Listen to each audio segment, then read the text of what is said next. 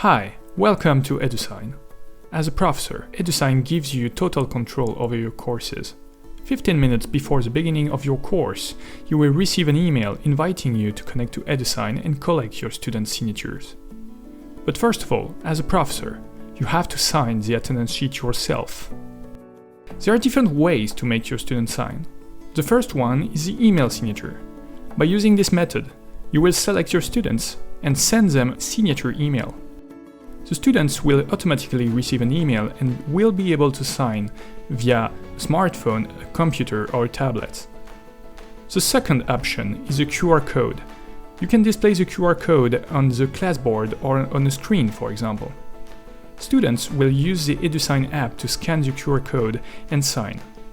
The QR code changes every 5 seconds to avoid fraud. With the last method, students will enter a code or click on a link to sign the attendance sheets. Options are available by clicking on the Action button. For example, you can make a student sign on your device, add a justified absence, or even an early departure.